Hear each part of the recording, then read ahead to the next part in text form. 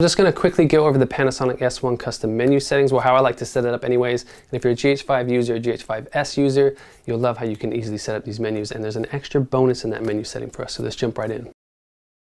Okay, so in here in the video menu, I have my first, just the manual, the video mode set to full frame. So as you can see, we've got full frame APS-C. So I've got it set to full frame. Now before you save your custom settings, make sure you got your white balance set. So if you're going to shoot indoors, quickly set up and save all your profiles again for indoors, your white balance, or otherwise when you jump through the menus, say your save menus, your white balance might be saved differently, and then you could have shot a whole bunch of scenes inside to daylight balance, and then it's going to be a nightmare grade. So how I got it set up, we got the full frame mode on the menu button on the top. Now when I jump to C1, I've set that up as the APS-C Super 35 mode, 25p again.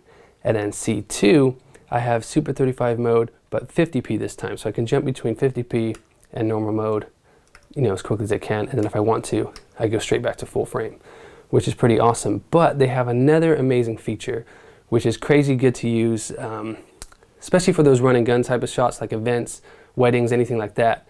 So I've had this saved to C3. Now check that out. So we go from all the way from full frame.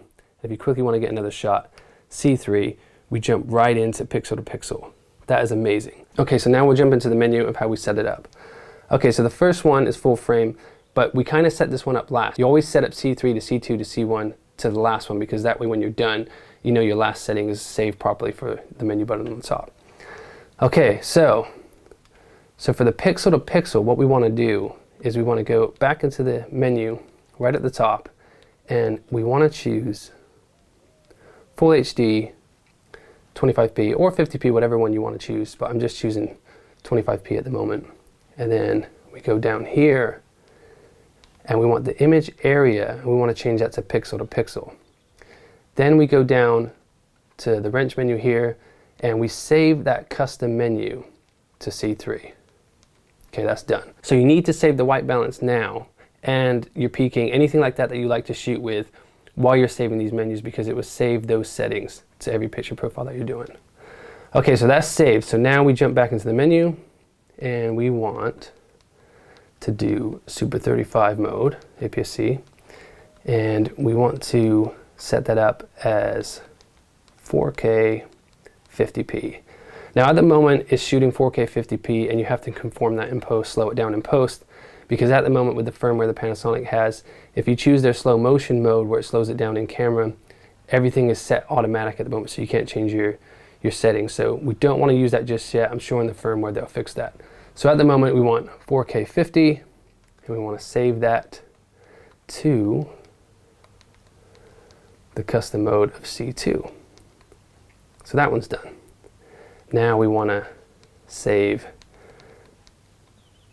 C1 to, just 4K 25. We don't want any slow-mo for this one.